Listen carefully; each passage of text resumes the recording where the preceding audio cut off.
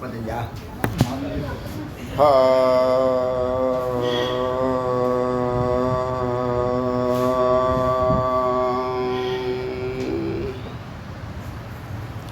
வெற்றிவேல் முருகனுக்கு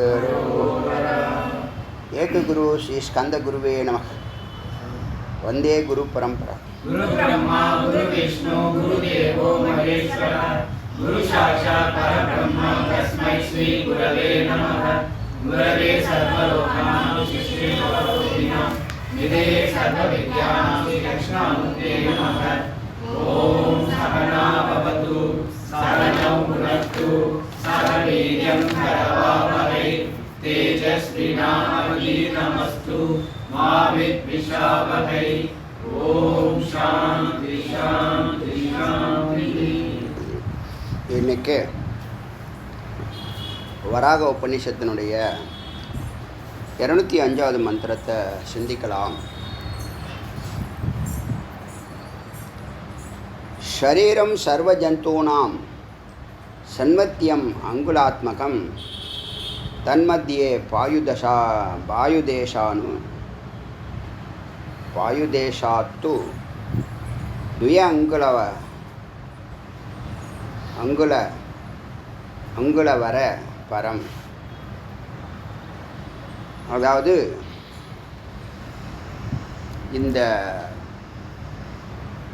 வராகோபனிஷத்தில் முதல்ல வராகர் ரிபுக்கும் பிறகு ரிபு நிதாக மகரிஷிக்கும் சொல்லும்போது மேலானது ஞானயோகம்னும் சத்யோமுக்தி இந்த பிறவிலே கொடுக்கறதுன்னு சொல்லியும்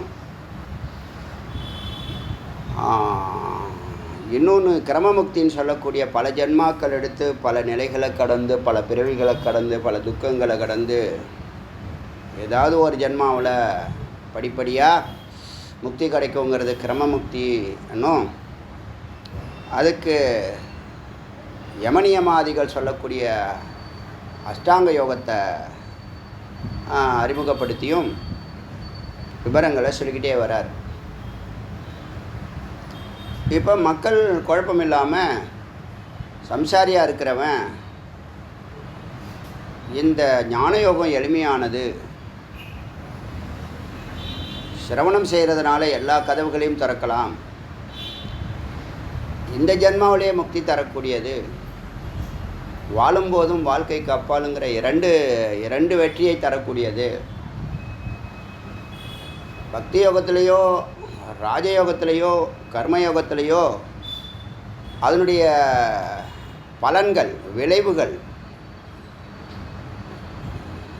அந்த நிகழ்ச்சி நடந்து முடிஞ்ச பிறகு அல்ல அந்த ஜென்மாவே முடிந்த பிறகு அதனுடைய பலன் உண்டு, நிச்சயமாக உண்டு. ஆனால் பலன் எப்போ கிடைக்கும்னு சொல்ல முடியாது.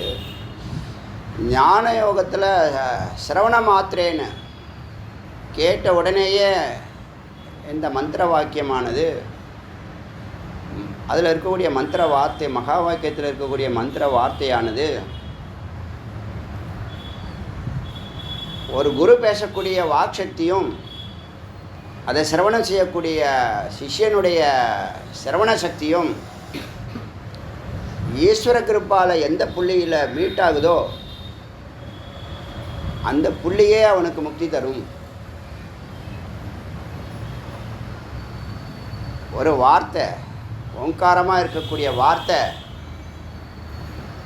ஒன்னோடு பொருந்தும், இறைவனோடு பொருத்தும், சித்தாகிய ஒன்னோடு பொருந்தும், சத்தாகிய இறைவனோடு பொருத்தும் அப்படிங்கிற வேலைகளை ஞான யோகத்தில் முதல்ல சிரவணங்கிற ஒரு ஒரு ரவுண்டுங்கிறது என்ன சொல்லு தமிழில், ஒரு சுற்றுலையும், ரெண்டாவது சுற்றுல மனனங்கிற ஒரு சுற்றுலையும், மூன்றாவது சுற்றுல நிதித்தியாசனங்கிற ஒரு நிலையையும், முதல்ல சித்த சுத்தியை செய்தும் சித்தத்தில் இருக்கக்கூடிய மலங்களை நீக்கக்கூடிய பிரக்கிரியாவில் ஈடுபட்டும், அதுக்கு பூஜையில் ஈடுபட்டும், தான தர்மங்களை செய்தும், அப்புறம் உபாசனா அப்படின்னு சொல்லக்கூடிய ஒரு சத்காரியத்தை குரு சொன்னாங்கங்கிற அந்த வார்த்தையில் நம்பிக்கை வச்சு அந்த சத்காரியங்களை தொடர்ந்து ஈடுபடுவதும் அது தியானமாகவும் இருக்கலாம், பூஜையாகவும் இருக்கலாம். ஒரு சத்காரியத்தை தொடர்ந்து நம்பிக்கையோட தொடர்ந்து செயல்படுத்துறது வழிபடுவது. வழிபடுதல் அப்படிங்கிறது தான் கரெக்டான வார்த்தை. உபாசனா அப்படின்னு சொன்னால் வழிபாடுன்னு அர்த்தம். என்ன வழிபாடுனா அவர் எந்த வழியை சொன்னாரோ ஏற்கனவே சொல்லியாச்சு, குரு வழின்னு சொல்லியாச்சு. இப்போ குரு கூடவே இருந்தாலும் இல்லாட்டினாலும் யோகத்துக்கு குரு கூடவே இருக்க முடியாது. ஏன்னா யோகத்தில் அவன் ஏகாந்தமாக இருக்கிற தருணம் தான் அதிகமான தருணம். ஆனால் ஞானத்தில் குருவோட பயணம் செய்கிறது அத்தியாவசியம். எப்படி சிரவணம் முக்கியமோ, எளிமையாக ஜெயிக்கணும்னா தூரத்தில் இருக்காங்க, வெளியூரில் இருக்காங்க, நம்ம வெளிநாட்டில் இருக்கோன்னு கவலைப்பட வேண்டாம். ஆடியோ வழி நடத்தும் உங்களை. ஆடியோவில் உங்களுக்கு சந்தேகம் இருந்தால் நீங்கள் வாய்ஸ் மெசேஜ் போடலாம். அதுக்கு எனக்கு நேரம் கிடைக்கும்போது அதுக்கு விளக்கம் கொடுக்கறதுக்கு அடியேன் தயாராக இருக்கிறேன். ஆடியோவை நான் ரெஸ்பான்ஸ் பண்ணுறேன். எந்த ஆடியோவையும் நான் புறக்கணிக்கிறது இல்லை, ஃபோனை எடுக்கிறது இல்லை. ஃபோன் பண்ணாதீங்கன்னு சொல்லியாச்சு. நேராக வரவங்களே பார்க்க முடியாத தருணத்தில் இருக்கும்போது ஃபோன் பண்ணுறதுல என்ன நியாயம் இருக்குது? சொல்லியாச்சு. வாய்ஸ் மெசேஜ் அனுப்புங்க, எனக்கு சந்தர்ப்பம் கிடைக்கும்போது நிச்சயமாக ரெஸ்பான்ஸ் பண்ணுவேன். ஒன்றும் உங்களுடைய கேள்வியும் ஆர்வமும் எனக்கு ரொம்ப முக்கியமானது, பிடித்தமானது. ஆனால் தருணம் ஒன்று இருக்கா இல்லையா? ஒரு பக்கம் இருக்கட்டும். அப்போது சித்தசுத்திக்கு பூஜையில் ஈடுபடு. பொய்ய மெய்யாவும் மெய்ய பொய்யாவும் நினைக்கிற விக்ஷேப சக்தியை மாத்திரத்துக்கு நீ தியானங்கிற உபாசனாவில் ஈடுபடு. உபாசனாவோ தியானமோ ஈடுபடு. அப்புறம் உண்மையை மறைக்கக்கூடிய ஆவரண சக்தியை நீக்கிறதுக்கு உனக்கு வாழ்க்கையில் குழப்பத்தை எல்லாத்துலேயும் உன்னுடைய லட்சியத்தை நோக்கி போக விடாமல் தடை பண்ணுறது தான் இந்த அஞ்சு தத்துவமும். சித்த சுத்திங்கிறதும் ஒரு தடை. சித்த சுத்தி இல்லாமல் அழுக்காக இருந்தால் அது தடை. அதுக்கு சித்த சுத்தி மருந்து, அதுக்கு பூஜை. அப்புறம் உபாசனா பொய்யை உண்மையாகவும் உண்மையை பொய்யாகவும் காட்டக்கூடிய விக்ஷேப சக்தியை மாத்திரத்துக்கு தான் உபாசனா. அதுக்கு ஓங்கார தியானம் பண்ண சொல்லுவாங்க, ஓங்கார உபாசனா பண்ண சொல்லுவாங்க. இப்படி பல கேட்டகரியில் இருக்குது. நாம் ஓங்காரத்தை பிரதானமாக எடுத்துக்கிறோம். ஓங்காரத்தில் கோடி நன்மைகள் இருக்குது. எப்படி ருத்ராட்ச அணிவறதுனால கோடி நன்மைகளோ அது மாதிரி ஓங்காரத்தை பற்றிய நுட்பங்கள் உங்களுக்கு தெரிய அதுவே சொரூபத்துக்கு அழைச்சிட்டு போயிடும். அதை பற்றி கூட இப்போ இந்த இடத்துல ஒரு விசாரம் பண்ணலாம். சரி, இந்த ப்ரீஃபை முடிச்சுட்டு அந்த ஓங்கார விசாரத்துக்கு வரேன். ஓங்காரம் சித்தசுத்தியை கொடுக்கும், விக்ஷேபத்தை மாற்றும். விக்ஷேபம்னு சொல்லக்கூடிய பொய்யை உண்மையாக காட்டுறதும் உண்மையை பொய்யாக காட்டுறதும் இது அவனுக்கு தெரியுமா? மனிதனுக்கே தெரியாது. அங்கே குரு இருந்தாங்கன்னா இதெல்லாம் சொல்லி கொடுத்துருப்பாங்க. மாயா உன்னை எப்படி மயக்கும், ஏமாற்றும், எப்படி உன்னை கவுக்கும், நீ அதில் சிக்காமல் எப்படி நீ விலகி பயணிக்கணுங்கிறத சொல்லி கொடுத்துருவாங்க. அதனால் குரு இருந்தாலே மாயாவே முதல்ல கேள்வி கேட்க, உனக்கு குரு இருக்கா குரு இல்லையான்னு பார்த்துட்டு தான் உங்கள் கிட்டக்கே வரும். குரு இல்லைன்னா அது திறந்த வீட்டில் ஏதோ பூடுற மாதிரி பூந்துடும். குரு இருந்தார்னா யோசனை பண்ணி வரணும். அது வேறு வழி கிடையாது. ஏன்னா அறிவு சார்ந்த விஷயம் இல்லையா? அப்படி உபாசனானால் விக்ஷேபத்தை மாற்றியும் சிரவணத்தினால் உங்களுக்கு மறைக்கப்பட்டிருக்கிற மெய்ப்பொருளை மூடப்பட்டிருக்க கண்ணை திறந்தும், அறிவு கண்ணை திறந்தும், மூடப்பட்டிருக்கிற மெய்ப்பொருளை எடுத்துக்காட்டியும் ஆவரணத்தை நீக்கியும், திரையை நீக்கிறது ஆவரணங்கிறது. ஆவரணம் நிர்ஆவரணம் தான் நிர்வாணம்ங்கிற சொல்கிறாங்க. அடுத்தது சந்தேகம் இல்லாமல் அவங்க குரு சொன்னது சந்தேகமில்லாத அளவுக்கு ரொம்ப தெளிவாக நுட்பமாக இருக்குது. இதை நம்ம செஞ்சே ஆகணுங்கிற ஒரு முடிவுக்கு வரீங்கல்ல, அந்த நிலையை உருவாக்குறது மனனம் அப்படிங்கிறது. மீண்டும் ஒரு ஆடியோவில் மறைக்கப்பட்டிருக்க மெய்ப்பொருளை குரு எப்படி எடுத்து விவரிக்கிறாங்க, எப்படி விசாரம் பண்ணுறாங்க, எப்படி மெய்ப்பொருள் காண்பது அறிவுங்கிறத செய்து காமிக்கிறாங்க. அந்த ஆடியோ ஒரு முறை விட்டாலும் 2வது முறை 3வது முறை 4வது முறை 5வது முறை வரைக்கும் கேட்கலாம். அடியெல்லாம் ஒரு ஆடியோவை சில நேரங்களில் 5 முறை 6 முறையெல்லாம் கேட்டிருக்கேன். ஆச்சா, அடுத்தது நிதித்தியாசனம் சொல்லக்கூடிய சம்சிதம். இந்த சம்சிதத்தில் தான், சம்சிதங்கிறது உங்கள் சத்தோட சித்து இணையிற அத்வைத நிலை. இணையணும்னு நினச்சிக்கிட்டு இருப்பீங்களே தவிர இணைய முடியாது. இந்த பாயிண்ட் ஒன்று ஒவ்வொரு புள்ளியில் இருக்குது. உங்கள் கோலில் ஒன்று ஒவ்வொரு புள்ளியில் இருக்குது. அதை அடையணும்னு உங்களுக்கு தெரியுமே தவிர எப்படி அடையணுங்கிறதே தெரியாது. அப்போது உங்களுக்குள்ளே அதை அடையக்கூடிய நுட்பமான ஒரு சைத்தன்யம் இருக்குது. அது எதையும் வெல்லக்கூடிய சைத்தன்யம். அந்த சித்துக்கு அது பேர் சித்து. சர்வஜ்ய அறிவுடைய நுட்பமான துல்லியமான அணுவிலும் எது உலகத்தில் சிறியதோ அதை விட சிறியதாக இருக்கக்கூடிய நுட்பமான பரம்பொருள் சக்தி ஸ்வரூபம். சுயம் ஜோதிகி அனந்த சக்திக்குன்னு இருக்கக்கூடிய சைத்தன்யம், சித்து, சக்தி, உயிர், ஆத்மா, ஜீவாத்மா எப்படி வேணாலும் எடுத்துக்கலாம். அந்த ஆத்மாவுக்கு குருவானவங்க அந்த சத்தை அடையக்கூடிய நுட்பத்தை விசாரம் பண்ணுவாங்க. மெய்ப்பொருள் காண்பது அறிவுங்கிறத எடுத்து சொல்லும்போது அங்கே அவருடைய வாக்சக்தியும் உங்களுடைய சிரவண சக்தியும் ஈஸ்வர கிருப்பையினால் மீட்டானால் நீங்கள் நினைக்கிற அந்த காரியத்தை சித்தி பண்ண முடியும். அது எப்பேற்பட்ட காரியமாக இருந்தாலும் சித்தி பண்ண முடியும். இதுதான் அங்கே இருக்கிற நுட்பம். இதுதான் விசாரத்தில் நடக்கக்கூடிய பெரிய மிராக்கிள். செய்கிறேன்னு சொல்லுவான், செய்ய மாட்டான். வரம்பா வரமாட்டான். பண்ணணும், நம்மளும் பெரிய ஆளாகணும், நம்மளும் பணம் சம்பாதிக்கணும், நம்மளும் அந்த மாதிரி வீடு கட்டணும், இந்த மாதிரி கார் வாங்கணும், நம்மளும் வாழ்க்கை இப்படி நடத்தணும் அப்படி நடத்தணும்னு சொல்லிக்கிட்டே இருப்பான். ஆனால் அதுக்குள்ளே போகிற நுட்பம் தெரியாது. அந்த நுட்பத்தை இப்போ நமக்கு இறை பயணத்தில் சத்தை நோக்கி பயணிக்கிறோம். இதே தான் நீங்கள் லௌகீகத்தில் ஒரு கோல் பற்றி சிந்திக்க போகிறீங்க. கோல் மித்து, அதை அடையிறது ரொம்ப எளிது. சத்து ஒரு அரிய பொருள், மெய்ப்பொருள், செம்பொருள், சிவப்பரம்பொருள்.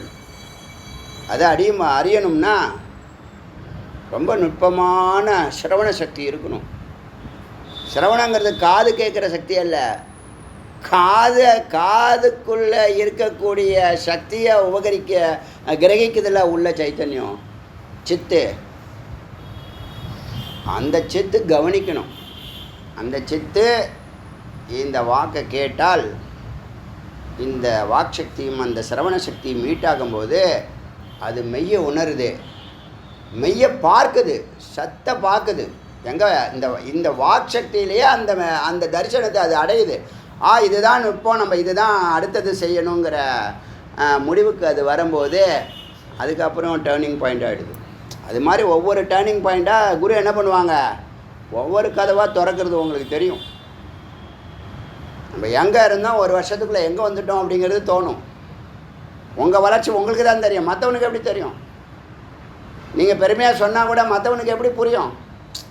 ரொம்ப தற்பெருமைன்னு சொல்லுவானுங்க. அதெல்லாம் நீங்கள் பொருட்படுத்தாதீங்க. உங்களை பற்றி உங்களுக்கு தெரியுமா, ஊருக்கு தெரியுமா? உங்களுடைய அறிவும் நுட்பமும் செயலும் வெற்றியும் விளைவுகளும் உங்களை பற்றி நீங்கள் அறிவீங்களா, மற்றவன் அறிவானா? மற்றவன் ஒவ்வொருத்தவன் அவனுக்கு தோணுதை அறிவான். அவனுடைய அறிவு நமக்கு முக்கியம் இல்லை. அவன் தோன்றதெல்லாம் நீ ஏன் அவனை போய் பார்க்குற, அவன்கிட்ட போய் ஏன் பேசுகிற? உனக்கு வேலை இருக்கா இல்லையா, அதை பாரு போ. யாருடைய அங்கீகாரமும் இங்கே? வேதம் அங்கீகரிக்குதா, குரு அங்கீகரிக்கிறதா, ஈஸ்வரன் அங்கீகரிக்கிறானா, உள்ளுணர்வு அங்கீகரிக்குதா? எல்லாம் ஒன்று தான். ஈசன், உள்ளுணர்வு, குரு, வேதம் 4ம் ஒன்று தான் என்னை பொறுத்த வரைக்கும். அப்படின்னு இந்த 5 நிலைகளில் ஒரு ஜீவன் அந்த சத்தை, பரம்பொருளை, சிவப்பரம்பொருளை, தன்னுள் இருக்கக்கூடிய மகத்தை சென்று சேர்றது சிவயோகம், சிவபோகம்னு அறிந்து பயணிக்க வெறும் வார்த்தைகளே உன்னை சிவபரம்பரோடு இணைக்கும் அப்படிங்கிறது எவ்வளோ நுட்பமானது, எவ்வளவு நுட்பமானது. வெறும் வார்த்தைகள் வெறும் வார்த்தை இல்லை, அது ஓங்காரம் இருக்குது. அதை இப்போ நான் சொல்கிறேன் பாருங்கள். அந்த ஓங்கார விசாரம் பண்ணால் உங்களுக்கு புரியும். இப்போ இந்த ஓங்காரம் எப்படி உங்களோட பொருந்தது, இறைவனோட பொருத்துது அப்படின்னு பார்த்தா, இறைவனுடைய மொழி வந்து மௌனம் அதானே. அந்த மௌனம் வெளியில் வந்தால் ஓங்காரமாக வெளியில் வருது. அப்புறம் ஒலியாக மாறுது, அப்புறம் வார்த்தைகளாக மாறுது, அப்புறம் பொருளாக மாறுது, அப்புறம் அர்த்தமாக மாறுது. இப்படி தானே நடக்குது. இப்போ ஓங்காரத்தை தியானம் பண்ணுங்கன்னு குரு சொல்லுவாங்க, இல்லை ஓங்காரத்தை ஜபம் பண்ணுங்கன்னு குரு சொல்லுவாங்க. இந்த நீங்கள் ஏகாந்தமாக உட்காந்து மனனம் பண்ணும்போது இங்கே கேட்குறது சிரவணம், இதை 2வது முறை கேட்டாலும் சிரவணம் தான். சில பேருக்கு 3வது முறை கேட்டால் சிரவணமாகும். புரிகிற வரைக்கும் நீங்கள் கேட்குறது சிரவணம். உணர்கிற வரைக்கும், அதில் உள்ள நுட்பமான அறிவை நீங்கள் பெறுற வரைக்கும் கேட்குறது மனனம். இப்போ உபாசனா பண்ணு, விசாரம் பண்ணுங்கிறதுல உபாசனா நம்பிக்கையின் ஆதாரத்தில் பயணம். அங்கே உபாசனத்தில் யாரை நீ யார் எதை நினைக்கிறார்களோ அதே அவன் அதுவாக ஆகிறான். அது உலக பிரசித்தி பெற்ற வாக்கியம். அது சயின்ஸும் அதை ஒத்துக்குது 100%. யார் எதை நினைக்கிறாங்களோ அதுவாகிறான். அதில் சந்தேகம் இருக்கா? இல்லை. யார் எதை நினைக்கிறானோ அவன் அதுவாகிறான்ங்கிறத அவனை தொடர்ந்து நிற்க வச்சு சித்தி பெற வைக்கிறது, அவனை தொடர்ந்து சிந்திக்க வைக்கிறது, தொடர்ந்து நினைக்க வைக்கிறது, தொடர்ந்து ஒன்றில் நிற்க வைக்கிறது விசாரம். புரியுதா? நீ இதை செய்ப்பா, தொடர்ந்து செய்ப்பா அப்படின்னு சொல்கிறாங்க. நீ ஜபிப்பா, ஓங்கார ஜபம் பண்ணுப்பா அப்படி சொல்கிறாங்க. ஓங்கார ஜபம் பண்ணிக்கிட்டே வர அதனுடைய பலன்கள்லாம் உனக்கு லௌகிக இன்பம் இருக்கும், ஞான சந்ததி கிடைக்கும், அத்வைத நிலையாவ, சமாதி அடைவ, சபிக்கல்ப சமாதி அடைவ, எது கேட்டாலும் கொடுக்கும், இதெல்லாம் சொல்கிறாங்க. அது ஒரு நம்பிக்கை தானே. அதையே விசாரம் பண்ணி சொல்லும்போது இந்த நம்பிக்கை கள்ளங்கப்படம் இல்லாமல், சந்தேக பயம் குழப்பம் இல்லாமல் தெளிவாக இதுதான் செய்யணும், இதுதான் சத்தியம், ஆகா இதுதான் அமிர்தம், இதை தான் பண்ணணும், இதை நிச்சயமாக பண்ணணும், இதை ஃபஸ்ட்டு பண்ணணும், இதை இப்போவே பண்ணணும் அப்படிங்கிற ஒரு நுட்பமான அறிவு வேலை செய்யும். இப்போ ஏன் ஆடு மாடு மாதிரி இருக்கான்? நாளைக்கு செய்கிறேன், நாளைக்கு செய்கிறேன், ஒரு நாளைக்கு செய்கிறேன், ஒரு நாளைக்கு நான் ஜெயிக்காமலா போயிடுவேன்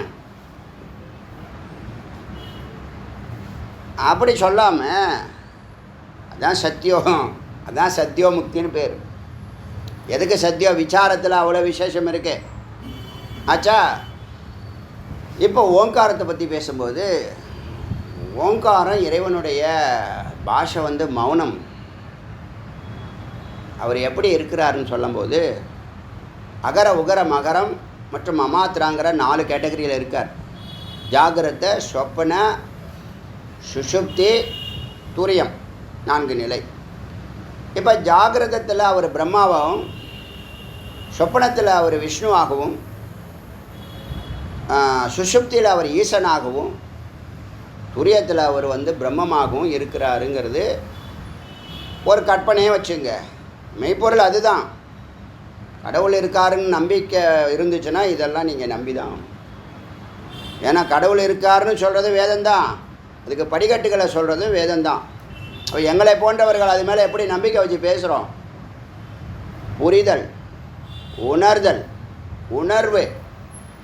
ஓங்காரத்தை திரும்பி திரும்பி சொல்லணுங்கிற உணர்வு இது. ஏன்னா அமிர்தம் பருக பருக தானே தெரியும். அந்த பிளிஸ்ஸை இன்னும் நீங்கள் அனுபவிக்கலை. பிளிஸ்ஸை அனுபவிக்கணும், ப்ளஸ் வேணும். சின்ன வயசுலேயே நான் நினச்சிருக்கேன். இது சின்ன வயசுலேயே சொல்கிறேன்னா ஒரு 5th ஸ்டாண்டர்ட் 6th ஸ்டாண்டர்டுக்குள்ளேயே நமக்கு வந்து நிறைய இது இல்லாமல் இருக்குது, சப்போர்ட் இல்லாமல் இருக்குது, ஆதரவு இல்லாமல் இருக்குது. நம்ம வந்து பெருசாக பிரகாசிக்கிற மாதிரி நம்ம அந்த வயசுலேயே நம்மளை யாருமே மதிக்க மாட்டுறாங்க, நமக்கு பீரியாரிட்டி கொடுக்க மாட்டுறாங்க, நம்ம வந்து ஏதோ பின்னாடி இருக்கிற மாதிரி இருக்கே நமக்கு அப்படின்னு ஒரு ஃபீல் இருக்கும். அப்போ என்ன பண்ணணும்? எப்படி ஷைன் பண்ணுறது? அப்போயே நாம் எப்படி மேலே ஏறுறது, நம்ம எப்படி முன்னேறுறது, நம்ம எப்படி எல்லோரும் மதிக்கிற அளவுக்கு வர்றது, எப்படி நமக்கு இம்பார்ட்டன்ட் கொடுத்து மற்றவங்கெல்லாம் செயல்படுறது, அட்லீஸ்ட் ரிஜெக்ட் பண்ணாமல் இருக்கட்டும் அப்படிங்கிற உணர்வில் ஏதாவது ஒன்று செய்யணும் அப்படின்னு பார்த்தா நான் கண்டுபிடிச்ச வயசு அந்த அனலைசேஷனில் கண்டுபிடிச்ச விஷயம் என்ன தெரியுமா? பிளஸ்ஸிங். சுவாமிகிட்ட ஆசீர்வாதம் வாங்கணுங்கிற அறிவு வந்தது. அது அறிவா ஞானமா? ஞானம். சுவாமிகிட்ட ஆசீர்வாதம் வாங்கணுங்கிறது சின்ன வயசு கனவு. அப்புறமா தான் எல்லாருக்கும் தெரியுது திறமையும் என்னமோ சொல்லுவாங்களே, முயற்சியும் பயிற்சியும் திறமையும் அதுவும் இதுவும் இருந்தால் ஜெயிச்சிட முடியாது தம்பி. ஒன்றையும் ஒவ்வொரு புள்ளியில் ஒரு கீயா இறைவன் ஒரு புள்ளியில் ஒவ்வொரு இடத்துல கொடுத்து வச்சுருக்கிறான். உங்கள்கிட்டயே கொடுத்து வச்சுருக்கிறான். நீ அதை தேடி எடுத்து அந்த கதவை திறக்கிறதுக்கு அந்த கீயை பயன்படுத்தணும். அப்போ அங்கே பிளெஸ்ஸிங் என்ன ஆகுதுன்னா எல்லா கதவையும் திறக்கக்கூடிய கீயாக இருக்குது. எப்படி இப்போ சிரவணம் எல்லா கதவையும் திறக்கக்கூடிய கீயாக இருக்கோ, இந்த சிரவணத்துக்கு அப்புறம் நீ பயிற்சி பண்ணி முயற்சி பண்ணி ஜெயிக்கிற காரியத்தை பண்ணக்கூடிய ஒரு ஆசீர்வாதம் இருக்குல்ல, அது பேர் பிளெஸ்ஸிங். அதுவும் எல்லா காரியத்தையும் சித்தி பண்ணக்கூடிய இடத்துல அது இருக்குது. இது கதவை திறக்கக்கூடிய இடத்துல இருக்குது, பயணிக்கக்கூடிய இடத்துல இருக்குது. அங்கே உனக்கு முடிவையும் பலனையும் ஆசீர்வாதத்தையும் கொடுக்குற இடத்துல என்ன இருக்கு? பிளெஸ்ஸிங் இருக்குது. பெரியவங்க பிளெஸ்ஸிங், அம்மா அப்பா குரு ஈஸ்வர கிருப்பா குரு கிருப்பா.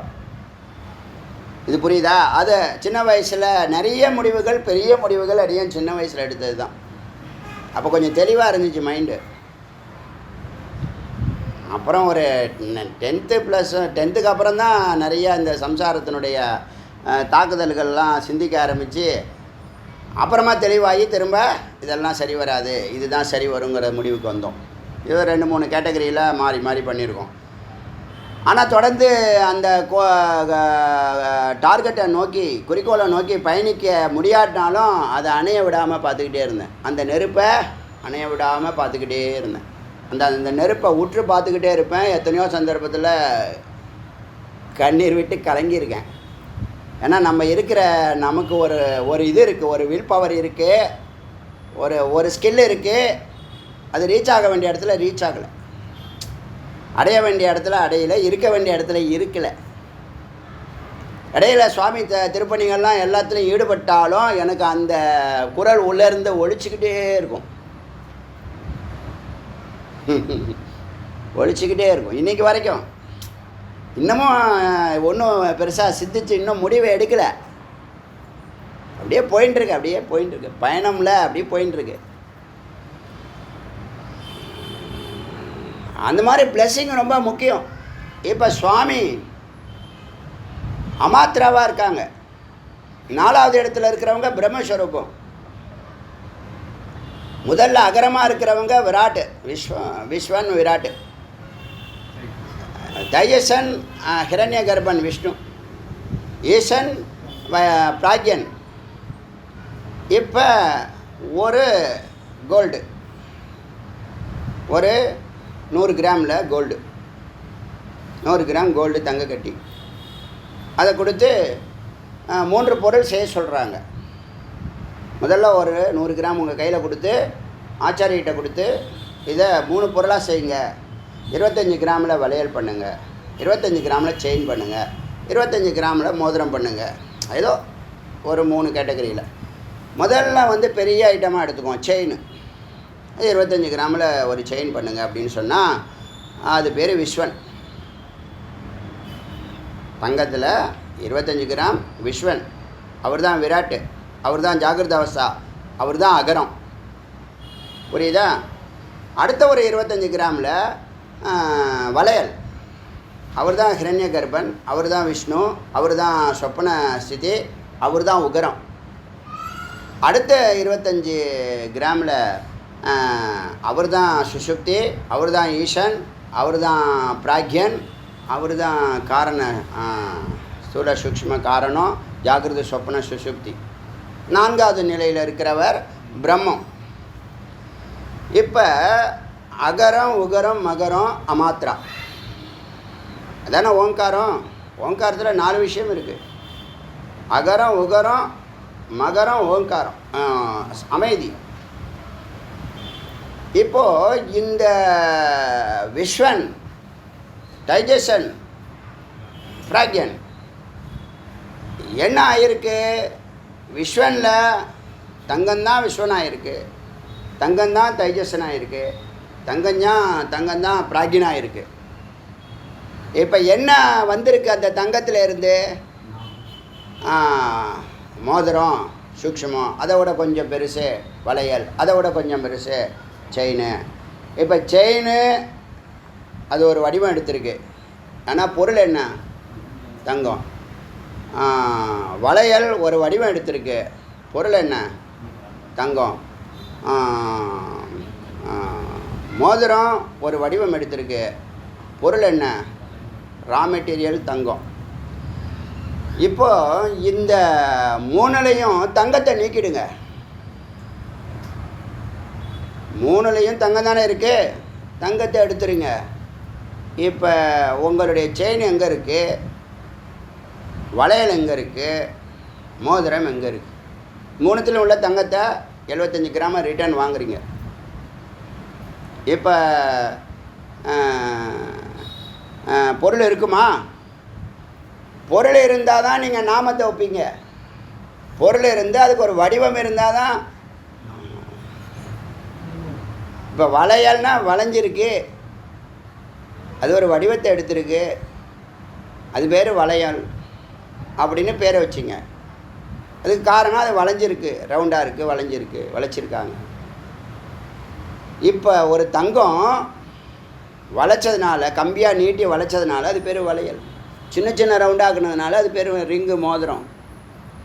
பெரிய அந்த சின்ன சின்ன ரிங்கை இப்போ நீட்டாக கோத்தா சங்கிலி அல்லது செயின். இப்போ மூணுத்துலேயும் நான் தங்கத்தை எடுத்துக்கிறேன், நீங்கள் செயின் காமிங்க.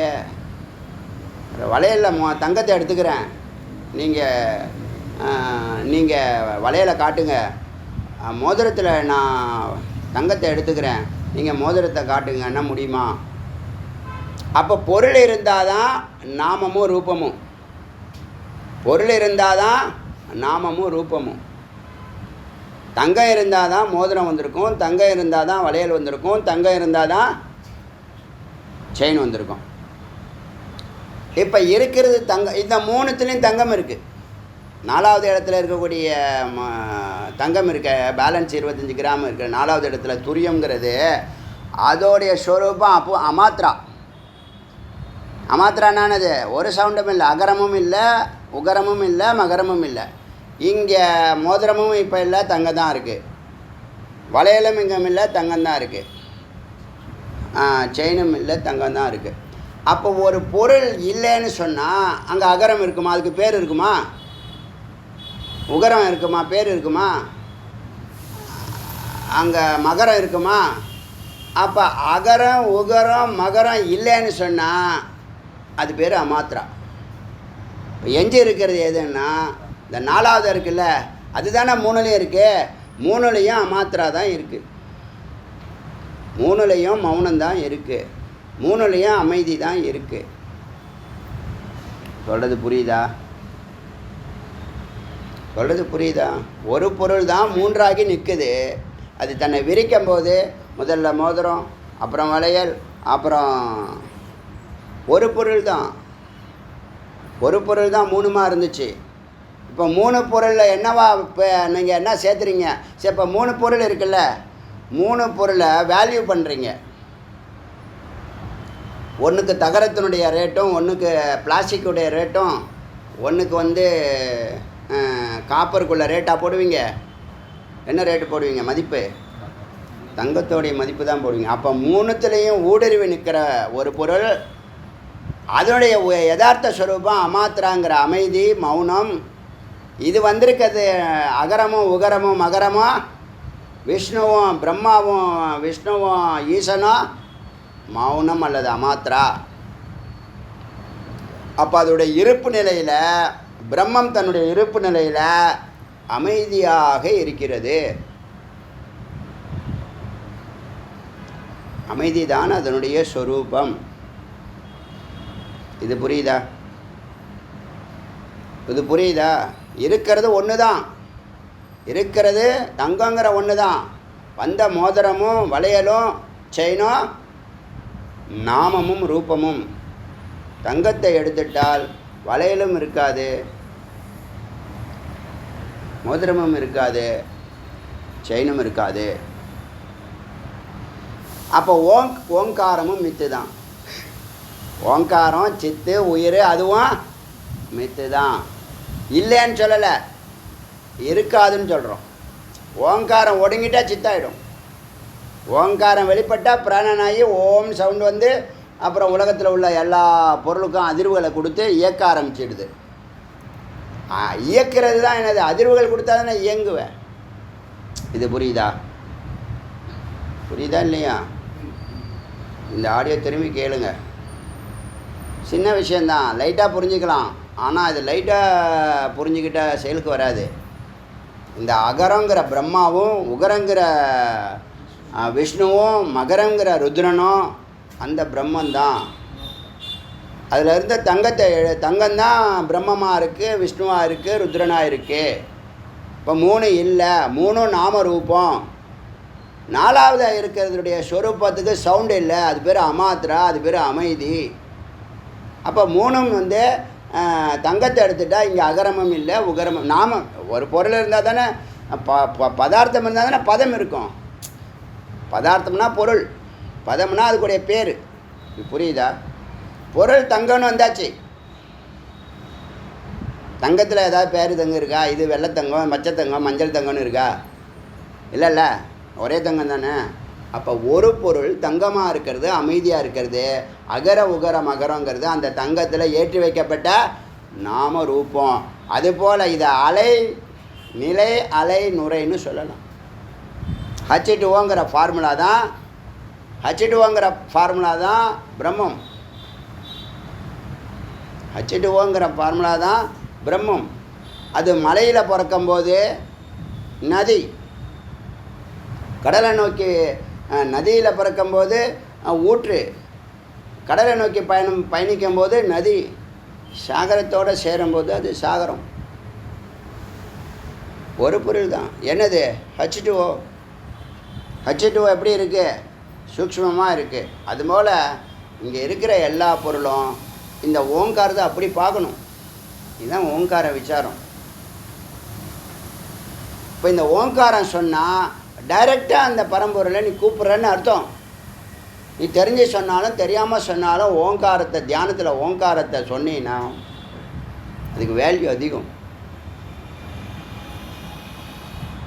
அதை ஷார்ட்டாக சொல்லலாம், அகரப்பிரதானம், மீடியமாக சொல்லலாம், உகரப்பிரதானம், கொஞ்சம் இழுத்து சொல்லலாம், நீட்சியாக சொல்லலாம், மகரப்பிரதானம். சொல்லி முடிச்சுட்டு அமைதியாக இருக்கலாம். அது அமாத்ரா.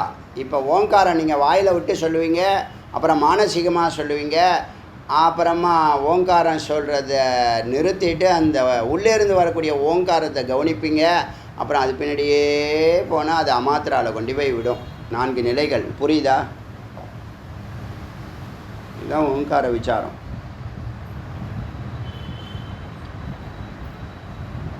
பதார்த்தம் ஒன்று தான், பதம்தான் பலவிதமாக இருக்குது.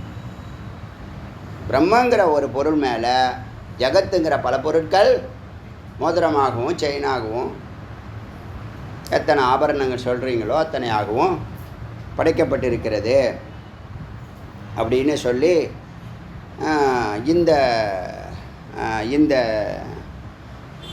உபநிஷத்தில் ஏற்கனவே பேசிய குண்டலி தான் அது பேர், குண்டலினி அப்படின்னு சொல்கிறாங்க. குண்டலிங்கிற வார்த்தையும் பயன்படுத்துது, குண்டலினிங்கிற வார்த்தையும் பயன்படுத்துது வேதம். அப்புறம் நாடிகள் சொல்லப்படுது, அப்புறம் பிராணாயாமம் சொல்லப்படுது, ஓங்காரம் சொல்லப்படுது. இதெல்லாம் ஏற்கனவே பேசப்பட்ட, ஆசனம் சொல்லப்படுது. இதெல்லாம் பேசப்பட்டது தான். இதெல்லாம் ஏற்கனவே பேசப்பட்டதுனால இது ஒரு ரிவிஷன் மாதிரி இருக்கட்டும். அப்படியே மேலோட்டமாக அப்படியே பார்த்துட்டு போகலாம். ஷரீரம் சர்வஜந்தூனாம் சன்வத்திய அங்குலாத்மகம். மனிதனுடைய உடம்பு வந்து 96 இன்ச்சாம். ஒருத்தர் மனிதனுடைய ஹைட்டு நார்மலாக ஆவரேஜ் சராசரின்னு சொல்கிறோம்ல, அதில் வந்து ஆவரேஜாக 96 இன்ச்சு. அதை 12ஆல் டிவைட் பண்ணுங்கள். 6 அடி.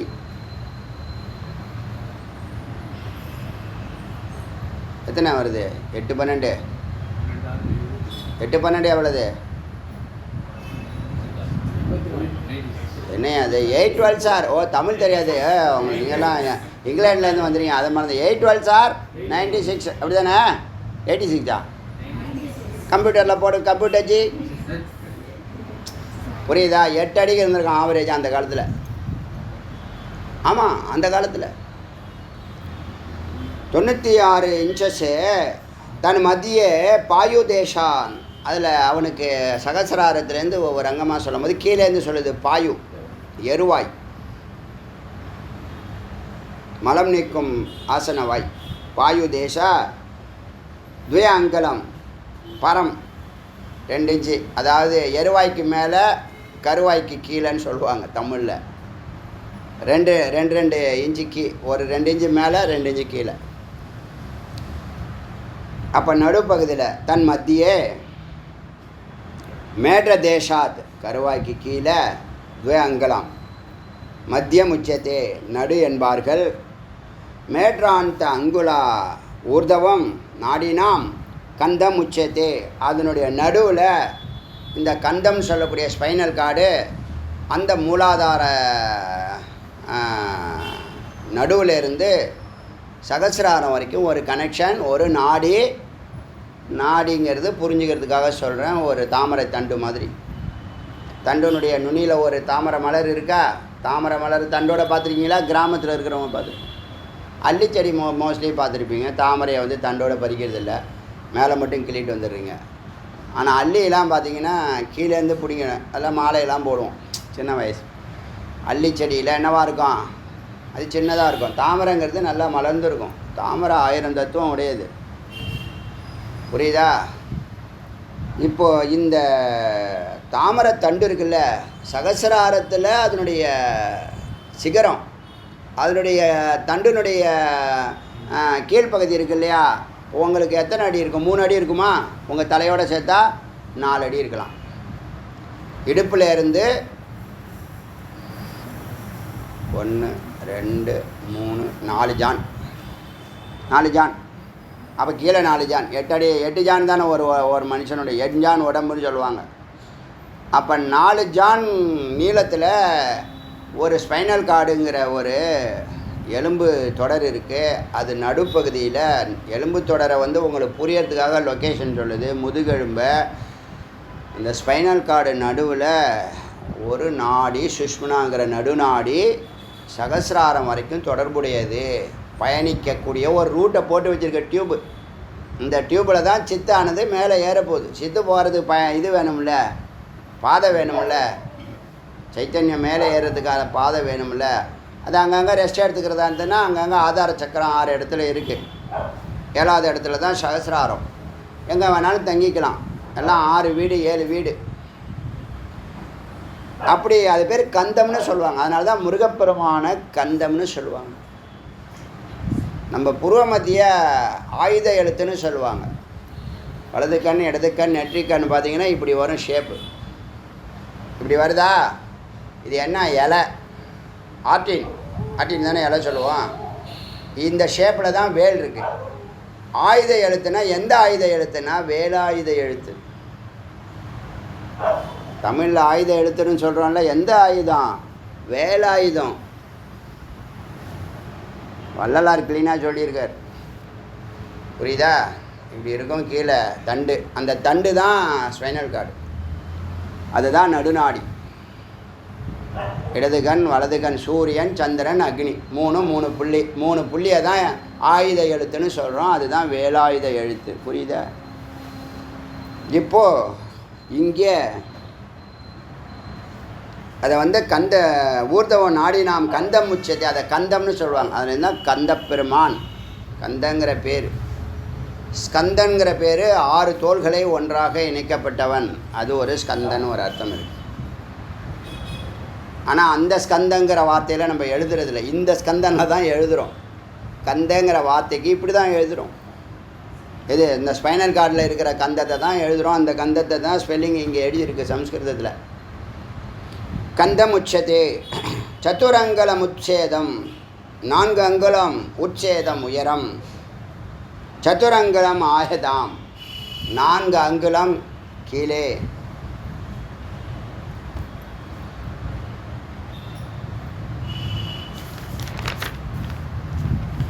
அண்டாகாரம் வட்ட வடிவம் முட்டை போல பரிவர்த்தம் மேதோ மஜ்ஜா அஸ்தி சோனிதம் அதை சுற்றி கொழுப்பு மஜ்ஜ எலும்பு சோனித்தம் இதெல்லாம் அதை சுற்றி தான் அதை ஆதாரமாக வச்சு தான் எல்லா பொருள்களும் வடிவமைக்கப்பட்டிருக்கு.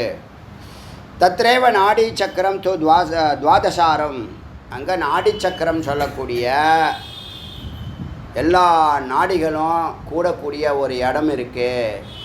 அதான் நாபி ஹப்புன்னு சொல்கிறோம் இல்லையா, ஸ்போக்ஸுடைய எல்லா பகுதியும் சேரக்கூடிய இடத்த ஹப்புன்னு சொல்கிறோம் இல்லையா, நடுப்பகுதியை மாட்டு வண்டியில் நடுவில் இருக்கும் இல்லையா. துவாதசாரம் 12 ஆரங்கள், அந்த இடத்துல 12 ஆரங்கள் கொண்ட சக்கரம். ஷரீரம் தியத்தே ஏவ இதுதான் சரீரத்தை தாங்கி நிறுத்துறது.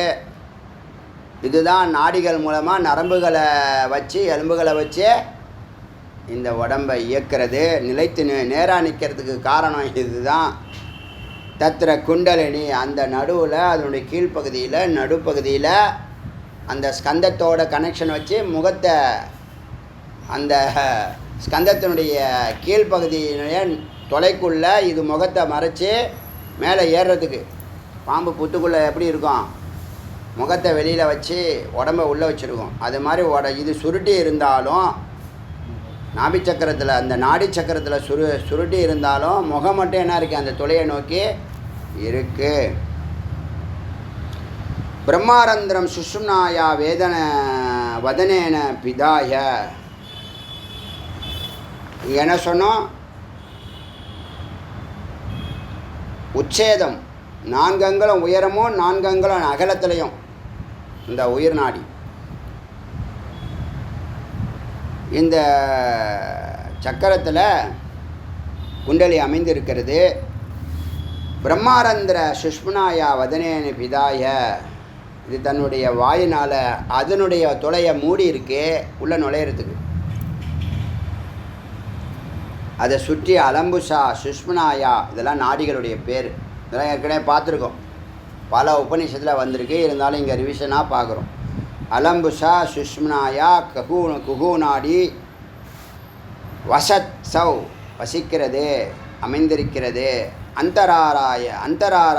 அனந்தரார யுக்மே பல எண்ணற்ற ஆரங்களுடைய வாருணா யசஸ்வினி இதெல்லாம் நாடிகள் பேர்.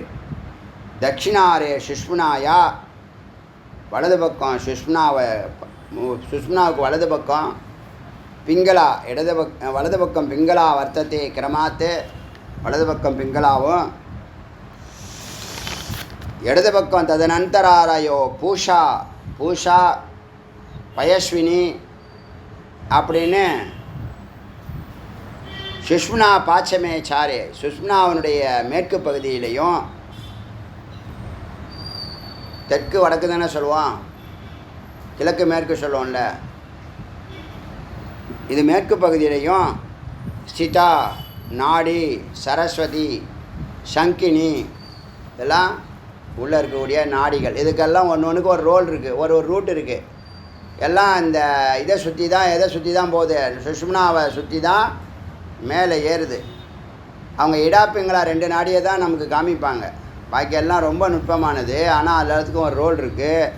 ஒவ்வொரு காலகட்டத்தில் ஒன்று ஒரு ரோல் பண்ணி இந்த சைத்தன்யத்தை அங்கே அழைச்சிட்டு போய் விடுது. இப்போ நம்ம ஒரு ராக்கெட் அனுப்பும்போது முதல்ல ஒரு 5 பார்ட் 6 பார்ட் இருக்கும் ராக்கெட்டில். அங்கே போய் இறங்குறது ஒரு பார்ட்டு தான் இருக்கும், பாக்கி 5 பார்ட்டை கழட்டி விட்டுரும். அது மாதிரி இந்த நாடிகள் ஒவ்வொரு பார்ட்டில் ஒவ்வொரு ரோல் பண்ணிக்கிட்டு அது விலகிக்கும். புரியுதா? சங்கினி சைவ காந்தாரி ததந்தரயோசிதே உத்தரே து சுஷ்மனாயா இடாக்கியா நிவசத்தியசோ இப்படி அமைந்திருக்கிறது. அனந்தரம் பிறகு அஸ்தி ஜெகவா நாடி பேர். விஸ்வோதரி, சிதா, இதெல்லாம் அமைந்திருக்கிறது. பதக்ஷிண கிரமணேவ சக்கரஸ்யாரேஷு நாடியாம். இந்த நாடிகள் வலது பக்கம் வலம் வர பிரதட்சிணே இந்த நாடிகள்லாம் அந்த சுஷ்மனா நாடியை சுற்றி வலம் வருகின்றன.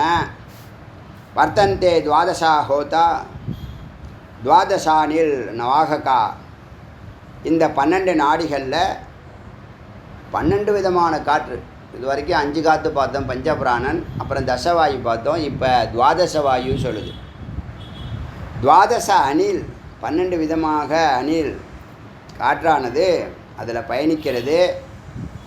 பட்வத்து சம்சிதா நாடியோ நானா வர்ணாக. பட்டுவத்து, பட்டுனா ஒரு துணி போல், அதில் நாடியோ நாடிகள் நானாவர்ணா பலவிதமான கலரில் இருக்க நாடிகள். வைத்தியர் அப்படி தான் பார்ப்பாங்க. ஒரு பார்வை இருக்கும் அவங்களுக்கு, நுட்பமான பார்வையில் உங்களுடைய ஆறாவை வச்சு உங்களுடைய நோயை அந்த அளவுக்கு நுட்பமாக தொழிலில் இருந்திருக்காங்க. நானா வர்ணாக பலவிதமான பலவிதமான வர்ணங்கள் அந்த நாடிகளுக்கு இருக்குது. சமீரிதா வாயுக்கள் உள்ளன.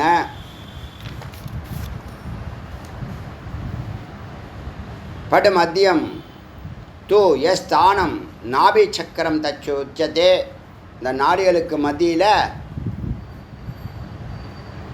இடத்துல நாடி சக்கரம், நாபி சக்கரங்கக்கூடிய நாபியில் தான் எல்லா நாடிகளும். நாடிகள் எல்லாம் கூடுமிடம் நாபி. புரியுதா? இந்த தொப்புள்னு சொல்கிறோம்ல, அதான் நாபி. நாதாதாரா சமாக்கியாத்தா ஜுவலந்தி நாதரூபிணி. அங்கேருந்து தான் ஓங்காரம் புறப்படுதான். நாதாதாரம்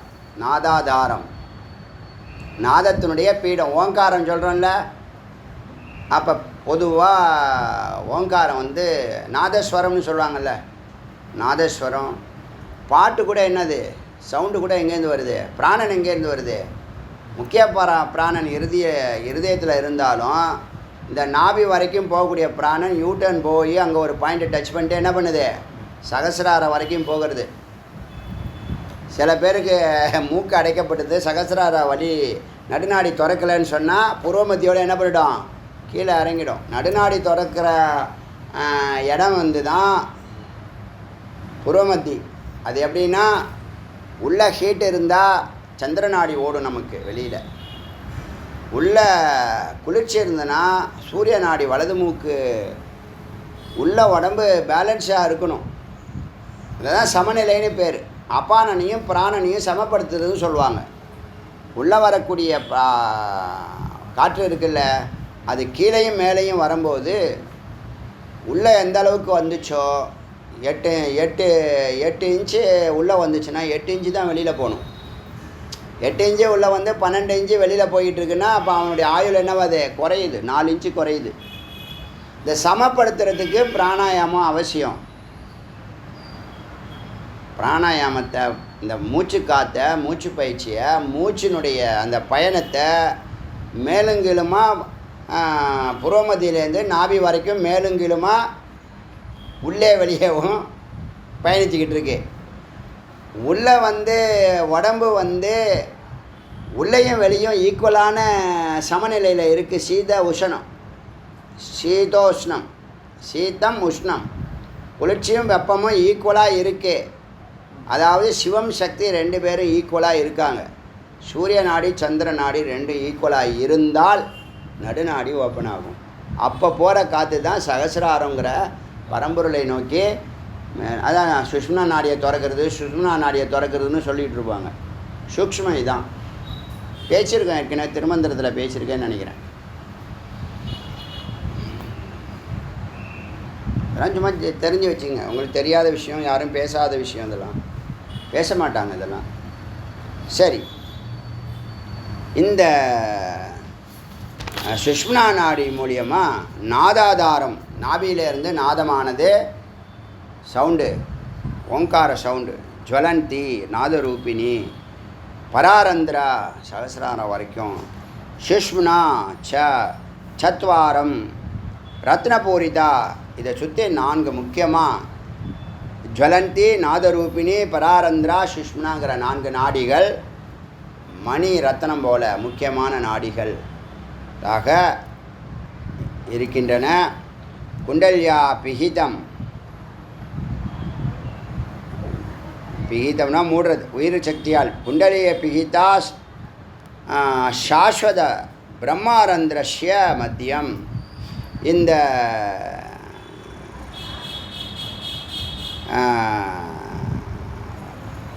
இந்த குண்டலி இருக்கு இல்லையா, அந்த குண்டலி வந்து சதா எப்போதுமே என்ன பண்ணியிருக்கோம், அந்த வாயை மூடிக்கிட்டு தான் இருக்கும். எந்த வாயை? சுஷ்மனா நாடி வாயை மூடிட்டு தான் இருக்கும். எப்போ திறக்குதோ டக்குன்னு மேலே ஏறிடும். எப்படி ஏறும்னா ஸ்ட்ரைட்டாக ஏறும். புரியுதா? இது இருக்குது, ரெடியாக இருக்குது. நடுநாடி திறக்கட்டுன்னு காத்துன்னு கீழே. நடுநாடி எப்போ திறக்க, அப்போ இது தூங்காமல் இருக்கணும். இது தூங்காமல் இருக்கணும். நடுநாடி திறந்ததுன்னா இது மேலே ஏறும். அது எப்போல்லாம் ஏறுதுன்னு கேட்டால், குருவோடு விசாரம் செய்யும்போது, பூஜையின் போது, தியானத்தின் போது. தியானத்தில் நீண்ட நேரம் உட்காரணும். முதுகு தலை கழுத்து நேரில் ஸ்ட்ரைட்டாக அப்படி உட்காந்திங்கன்னா தானாகவே நடுநாடி ஓப்பன் ஆகும்போது மேலே ஏறும் தானாகவே. அது சிவராத்திரி அன்னைக்கு அந்த வாய்ப்பை இறைவன் எளிமையாக கொடுக்குறாரு எல்லாருக்கும். அன்னைக்கு நடுநாடி திறந்து விடுறாரு பரமேஸ்வரன். அதனால் யோகிகள், ஞானிகள், சித்தர்கள், ரிஷிகள் இந்த சாதனா மார்க்கம் போகிறாங்கல்ல, அவங்களாம் அந்த நாளுக்காக காத்துட்ருப்பாங்க. ஒரே நாளில் எல்லாருக்கும் முக்திங்கிற மாதிரி இந்த பட்டா கொடுக்காதவங்களாம் ஒரு நாளை உட்கார வச்சு எல்லாருக்கும் பட்டா ஜமாபந்தின்னு சொல்லுவாங்க. அதுபோல் யார் யாரெல்லாம் ரொம்ப நாள் முயற்சி பண்ணி நடக்கலைன்னு வருத்தப்பட்டீங்களா, சிவராத்திரி அன்னைக்கு கண்ணு மூடி ஸ்ட்ரைட்டாக உட்காரு, ஈசனை தியானம் பண்ணு, மேலே தானாக ஏறும். அதனால தான் கண்ணை வெடிச்சிருங்கன்னு சொல்லுவாங்க. சரி, இங்கே ஜுவலந்தி வாதரூபிணி இதெல்லாம் வந்து இருக்குது. சாஸ்வதம் பிரம்மாரந்திரஸ்ய, எப்போதுமே இந்த குண்டலினி அந்த பிரம்மாரந்திரத்து துளையை மூடிக்கிட்டு தான் இருக்கும். மூடிக்கிட்டு இருக்கிற நோக்கம் இல்லை, அதுக்குள்ளே நுழையிறதுக்கு நோக்கம். பாம்பு தலையை அந்த புத்து வாசலில் வச்சுரு கீழே அது மேலே ஏறணும், மேலே ஏறி அங்கே சேரணும். பாம்புங்கிறது அந்த சித்து வந்து வட்ட வடிவமாக இருக்குது. அதுதான் இயக்கம். உலகத்தில் இருக்கிறவங்க எல்லோரும் சுற்றி ஆகணும். அது தெரியுமா? எல்லாருமே என்ன பண்ணணும்? சுற்றி ஆகணும். சுற்றினா என்னது? சுத்தியல் கிடையாது. நடுமண்டையில் நச்சுன்னு போடுமே அந்த சுத்தியல் இல்லை. நீங்கள் யாராக இருந்தாலும் இயங்கி ஆகணும். அந்த தத்துவத்தில் டைம் கரெக்டாக இருக்கிற டைம் இருக்குல்ல? நான் வேறு அது ஏவமே தேஷு நாடிஷு தரந்தி தசவாயவக. இவைகளில் இந்த நாடிகளில் வாயுக்கள் தசவாயுக்களும் பயணிக்கிறது. ஏவம் நாடி கத்தியும் வாயு கத்தியும். நாடி கத்தி தான் வாயு கத்தி. வாயுவில் தான் சித்து பயணிக்குது. சித்துக்கு வாகனம் என்னது? வாயு தான். வாயுக்கு வாகனம் எது? நாடி. நாடிக்கு வாகனம் எது? நரம்பு. நரம்பு எங்கே கொண்டு போய் சேர்க்குது? சகசிராரம் வரைக்கும் கொண்டு போய் சேர்க்குது. ரத்தங்களை கடத்துறது நரம்பு. பிராணனை கடத்துறது, உயிரை கடத்துறது நாடி. அதுக்கு ரூட்டு வாகனம் அதான். பிராணனுக்கு நாடி வந்து தான் வாகனம். பிராணன் வந்து உயிருக்கு வாகனம். ஏவம் நாடி கத்தியும் வாயு கத்தியும். நாடி கத்தி தான் வாயு கத்தி. நாடி எப்படி இருக்கும்? எந்த நாடியில் போனால் அந்த ரூட்டில் அந்த வாயு பயணிக்கும். நாடி சரஸ்வதி நாடி, வைஷ்ணவி நாடி, பிராமி நாடின்னு முக்கியமான 3 நாடி சொன்னோம். அதில் பாருங்கள், சரஸ்வதி, லக்ஷ்மி, அம்பாள் 3 பேர் இருக்காங்க. அதில் பிராமி இறுதி நிலை, அதுக்கு கீழே வைஷ்ணவி, அதுக்கு கீழே சரஸ்வதி ஒரு நிலை வரைக்கும் கொண்டு போய் விடுது இந்த உயிரை. அதுக்கப்புறம் வைஷ்ணவிங்கிற ஒரு நாடி ஒரு நிலை வரைக்கும் கொண்டு போய் விடுது. அதுக்கு கீழே அதே மாதிரி தான் ஒரு ஒரு ராக்கெட் மாதிரி தான். முதல்ல ஒரு கொம்பு, அதுக்கு மேலே சின்ன மெல்லிய கொம்பு, அதை விட சின்ன மெல்லிய கொம்பு, அதை விட மெல்ல நுட்பமான கொம்பு. புனலை கவுத்து வச்சு பாருங்கள், புரியுதா? நம்ம கொடையை அந்த காலத்தில் கொடையை மடக்குவாங்க, அப்படியே நீட்டுவாங்க, கொடையை மடக்குவாங்கல்ல. அதாவது சின்ன கொடையை, அந்த கம்பி கொடை கம்பி இருக்குல்ல, ஒன்றுக்குள்ளே ஒன்று உக்காரும். அது இன்னும் ஈஸியாக பண்ணி இந்த டிரான்சிஸ்டர் இருக்குல்ல, ரேடியோவில் ஆண்டனா வச்சுருப்பாங்கள்ல, ஒயர்லெஸ்ஸுக்கு ஆண்டனா வச்சுருப்பாங்க. ஆண்டனாவை நீட்டாக 2 அடிக்கு விரிக்கலாம். அது ஒடுக்கும் போது ஒன்றுக்குள்ளே ஒன்று உக்காரும். புரிஞ்சிச்சா? அதெல்லாம் இப்போ இல்லை, அவசியமும் இல்லை. அந்த தத்துவத்தில் தான் இந்த நாடிகள் ஒவ்வொரு ரூட்டில் ஒன்று ஒவ்வொரு வேலையை கரெக்டாக செய்யுது. கடைசியாக இறுதியாக இருக்கிறது இறைவனோட அத்வைத நிலையை கொடுக்கறது பிராமி. ஒரு மந்திரம் இருக்கு, பிரம்மசக்தியை சத்மகே பீத்தவர்ணாய தீமகி தன்னோ பிராமி பிரச்சோதயாத்னு ஒரு இது இருக்குது. பிராமியை டெய்லிங்க நம்ம வேல் பூஜையில் அரிய மந்திரங்களாக இருக்குப்பா. எல்லாம் எல்லாம் எல்லாம் வேதாந்தத்துக்குரிய மந்திரமாக முருகன் செலக்ட் பண்ணி வச்சுருக்காரு போல். எல்லாமே இருக்குது, 3மே இருக்குது. பிராமியம் இருக்குது, வைஷ்ணவம் இருக்குது. ஆச்சரியமாக இருக்குது. இப்போது சமக்ரீவ இப்போ எப்படி இப்படி நாடி போகிற வழியில் தான் வாயு போகுது, வாயுக்குள்ளே தான் வாயுக்குள்ளே தான் சித்து போகுதுங்கிறதுனால ஞாத்வா விசக்ஷண, இதை அறிந்து ஞாத்வா அறிந்து விசக்ஷணக ஞானிகள் செயல்படுகிறார்கள். எப்படி இருக்கணும்? சமக்ரீவ, கிரீவா சமமாக இருக்கணும், அதான் நேர்கோட்டில்.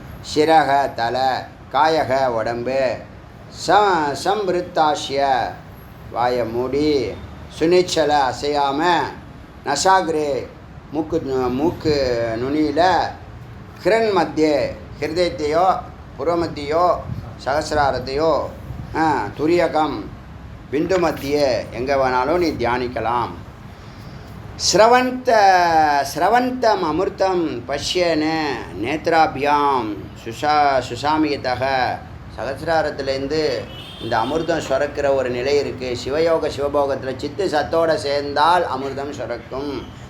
சுரக்கும் போது சமாஹிதக அபானம் முக்கிலீகிருத்த பாயுமாக்கிருஷ்ய. அந்த நேரத்தில் இந்த பிராணன் கீழே இறங்காமல் மூலபந்தம் உன்முகம் மேல் நோக்கி இழுத்து, மூலபந்தம் எருவாயை இழுத்து, பிரணவேன சமுத்தாபிய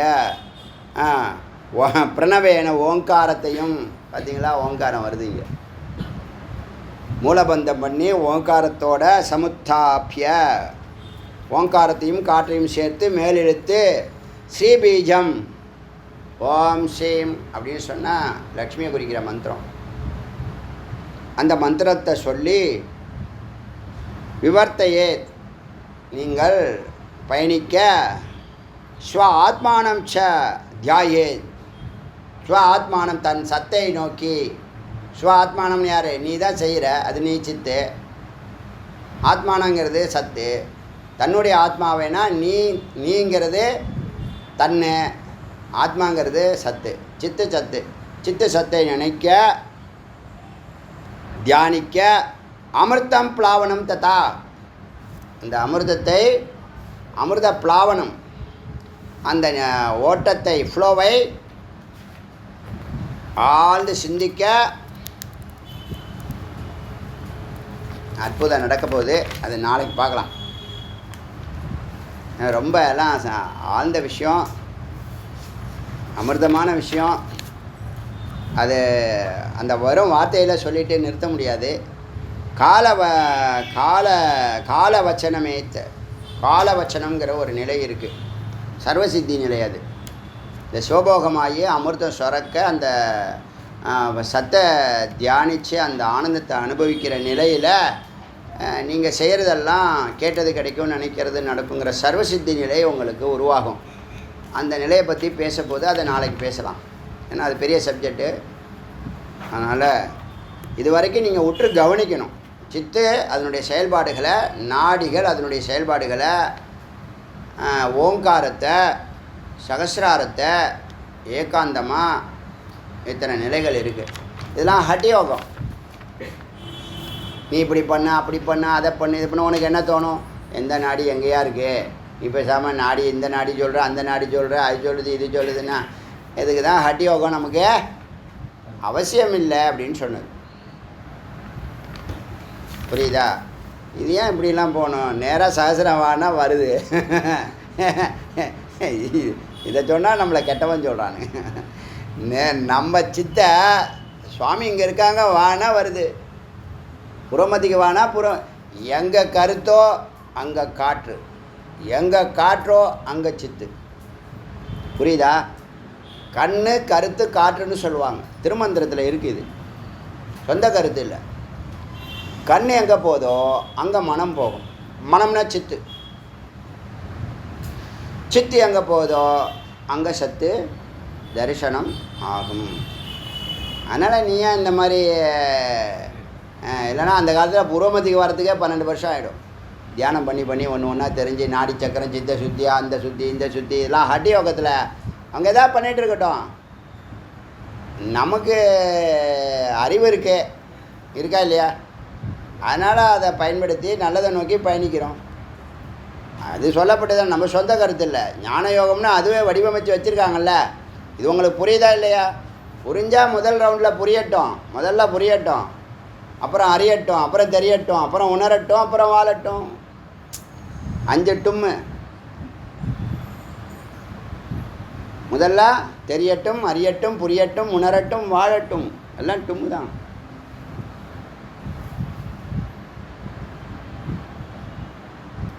சித்து தன்னை தியானிக்க அங்கே அமிர்தம் சுரக்குமா பரமேஸ்வரன்ட்டேருந்து. அது வரைக்கும் 220வது மந்திரம். எதை ஆரம்பித்தோம்? எத்தனை மந்திரம்? தப்பு. 205லேருந்து 220 எத்தனை மந்திரம்? இந்த 205 விட்டான். 1 2 எண்ணி பாரு. புரியுதா தம்பி? அருணாச்சல சிவ அருணாச்சல சிவ அருணாச்சல சிவ அருணாச்சல அருணாச்சல சிவ அருணாச்சல சிவ அருணாச்சல சிவ அருணாச்சல அருணாச்சல சிவ அருணாச்சல சிவ அருணாச்சல சிவ அருணாச்சல சிவேல் முருகனுக்கு அரோகரம். குருவாய் அருவாய் உலகாய் இறந்தாய் மறுவாய் மலராய் மணியாய் ஒளியாய் அருவாய்